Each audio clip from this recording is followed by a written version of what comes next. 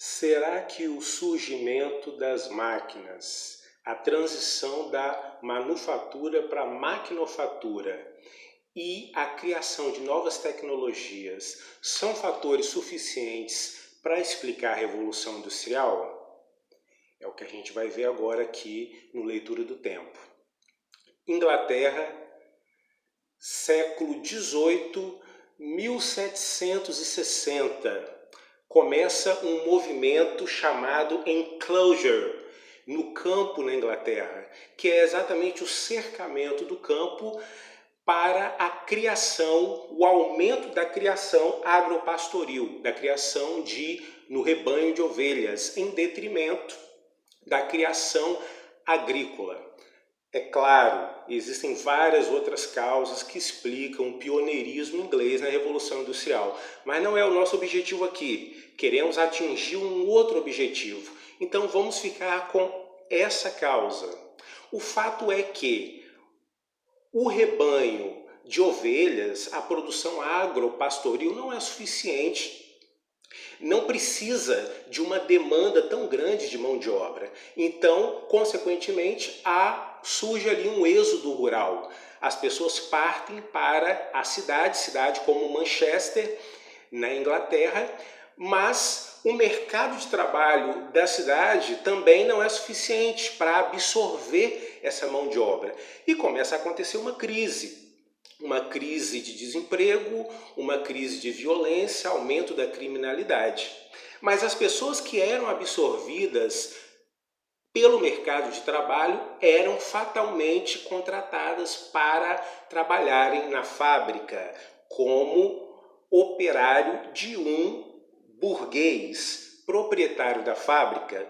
Mais uma vez aparece o protagonismo da burguesia numa revolução europeia. Mais uma vez porque no vídeo que nós temos de Revolução Francesa, nós falamos do protagonismo da burguesia nessa revolução na França. Não só falamos do protagonismo, como falamos também da origem, do surgimento da burguesia lá na Idade Média. Vale a pena conferir. Mas aqueles que eram absorvidos pelo trabalho na fábrica começavam uma nova vida ali dentro. E aqueles que tentavam resistir a esse trabalho, eles perdiam a concorrência. Porque era uma concorrência desleal. Porque um artesão, ele demorava cerca de uma semana para fazer um par de sapato. Ou até mais, enquanto que dentro da fábrica, aquele mesmo par de sapatos seria feito com um dia, porque existiam ali vários artesãos. Então, havia uma divisão do trabalho ali dentro que propiciava essa produção acelerada. Só que existia também uma outra coisa dentro da fábrica, mais do que a divisão do trabalho, mais do que uma aceleração da produção. Havia uma nova concepção do tempo, da palavra tempo. E é aqui que nós queremos chegar. O tempo antes da Revolução Industrial era um tempo lento, um tempo tranquilo, era o tempo da religião, era o tempo da igreja, era o tempo determinado pelo badalado sino.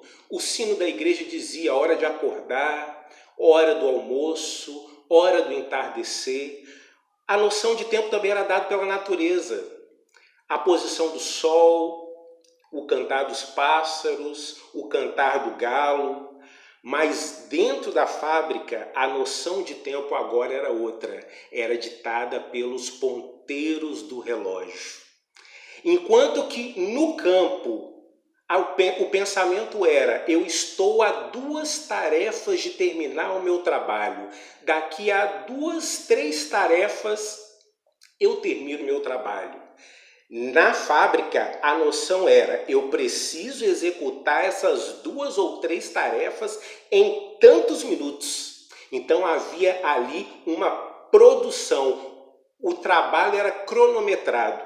Só que esse tempo cronometrado, ele passa a extrapolar a fábrica. As pessoas ali, os trabalhadores que foram para a cidade, migraram para a cidade, são operários da fábrica, o tempo começa a ditar a vida deles. A vida deles passa a ser compartimentada pelo tempo. Era o tempo de entrar na fábrica, o tempo de descanso, hora do descanso, hora do almoço, hora de ir embora, hora de ficar com a família, hora de voltar para o trabalho, dia de descanso, dia de voltar para o trabalho. Então, o tempo passa a ser extremamente cronometrado, a vida das pessoas começa a ser muito cronometrada. E, consequentemente, passa a surgir nesse momento ali o chamado valores produtivistas. Era o momento do times money, tempo é dinheiro, pontualidade, assiduidade, a manutenção do esforço, uma palavra que nós usamos hoje, a otimização do esforço. Precisamos otimizar os esforços. E tudo isso surge ali para cumprir uma agenda, para cumprir ali uma demanda fabril dentro de um tempo industrial. Então, quando se fala em Revolução Industrial, fala-se muito em novas fontes de energia, fala-se muito em motor a combustão, a criação da máquina a vapor, mas muitas das vezes não se fala na nova concepção do tempo na Revolução Industrial. Então, se você gostou do vídeo, deixa o seu like. Terminou aqui, mas a sua dúvida, coloca no comentário, vamos debater, eu vou responder a sua dúvida e compartilha esse vídeo com um colega que gosta de Revolução Industrial, que gosta de história ou precisa saber um pouco sobre esse assunto. E até o próximo vídeo aqui no Leitura do Tempo.